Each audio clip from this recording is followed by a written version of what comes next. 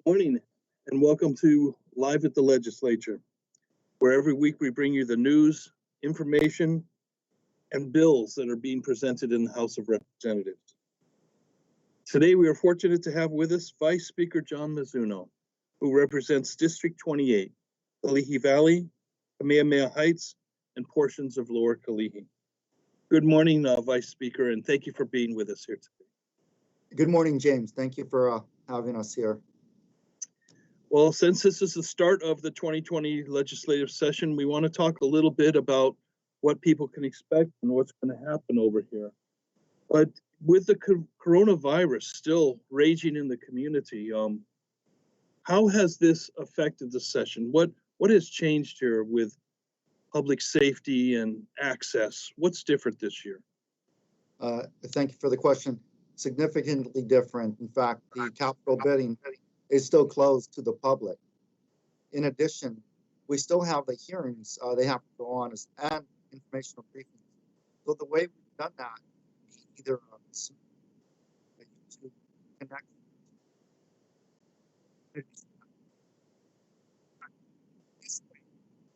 We're losing your vocals a little. Speak right into that computer. Okay, I'll try to do a little better. Yeah, it's better. Thanks. It's changed a lot. What we're seeing is more people are getting the ability to participate in the legislative process. And I'll kind of expand upon that. Because of the pandemic, and we're doing a lot of virtual hearings or informational briefings, many of our constituents on the neighbor islands, for example, Maui, Kauai, Big Island, Molokai, Lanai, they're able to connect in with us and provide testimony, whereas prior to that, they would have to fly in if they wanted to give us live testimony on a specific bill or issue. Again, we've had a lot of Zoom meetings, a lot of things that have been done virtual, but it's pretty efficient. It's one benefit that has come out of the unfortunate pandemic. As far as safety protocol, everyone's still masking and social distancing. On the floor, we have plexiglass. A number of safety measures have been taken to ensure us in the bubble at the Capitol are safe, and we're not going to have a super spreader event. Keep in mind that the Capitol has 500 people here. We've got senators, representatives, staff, sergeant at arms, clerk's office, police, sheriff. So the 500 people, we've been relatively safe with all of them. And I call it kind of like another bubble. But at this point, yeah, a lot of changes due to the pandemic. Interesting. You've taken all these measures and it's actually increased access. It sounds sort of like you've made a lemonade out of this lemon here. Right. But this session, there's a lot of talk about the budget, and there's, healthcare obviously is on everyone's mind. What are the important bills that are coming out of that you expect to come out of this session? Number of bills coming out. However, I think the three major areas we need to look at, and those bills will target those areas, would be number one, the budget deficit. We're now facing about a 1.7, 1.8 billion. Oh, I'm sorry, you're fading again. Stay close to that microphone. I apologize. Yeah, I think the bills are targeted at three main issues. First of all, we're facing a $1.8 billion deficit.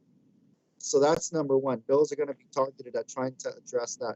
Second, public health. Without addressing the coronavirus.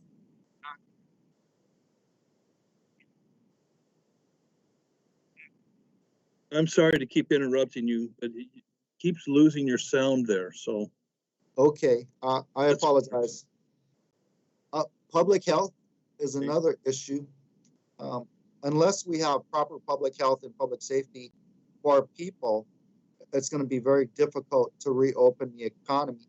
When I say public health, and let me say this, the governor, I'm sorry, not the governor, the state as a whole and government as a whole made a mistake when the pandemic first hit our state. We should have done COVID testing with robust contact tracing. Those two things to contain the virus, and we failed to do so early on. And I think government needs to step up and say, we should have done a better job. And I'm willing to take the hit for that too. But now it seems like we're in sync. We've got extreme testing for COVID. We've got robust contact tracing. Everything's on track. If anyone's positive, they're quarantined. In addition, we have thermal screening, PPEs for all of our healthcare workers. And now with the vaccine provides us hope. That's key. And that's why public health is so important.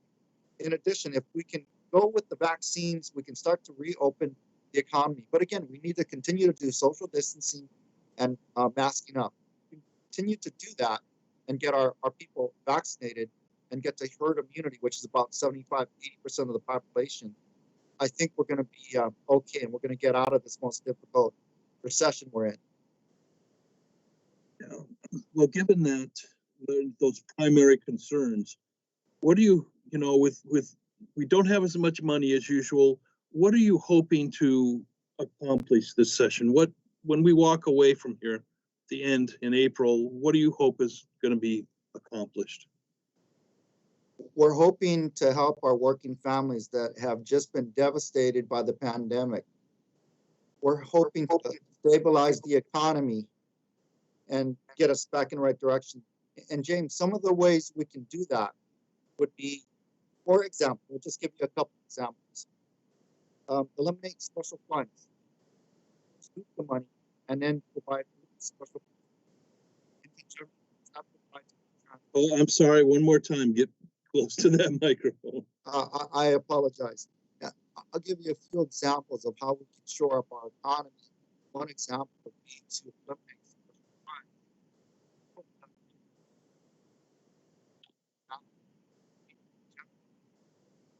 Oh, Representative, we've lost you again. I don't know what the technical difficulty is, but we're down to 1 minute if we can hear you for this last minute. Right. At the end of the day, government needs to be decisive. We need to give people hope, and we need to make tough decisions. And I think we can accomplish that if we all coordinate together. Senate, House, work with the executive branch governor. If we can do this, then we can reopen our economy and put Boy back in a good light for business. Yeah. So are you optimistic this is going to happen? Do you think we're going to work together well and get this done? Yes, the vaccine offers the biggest hope for us. As long as we coordinate together, we need to make the tough decisions, and the public will not be happy with all decisions. But if we do this right, we can get us out of this difficult pandemic and help the economy recover for Hawaii. Okay. Thank you very much, Vice Speaker John Mizuno. I'm sorry for the technical difficulties, but I think your message got across just fine. Right. I apologize with the technical difficulties, but thanks. Thank you. All right. Thank you. We'll see you again next week.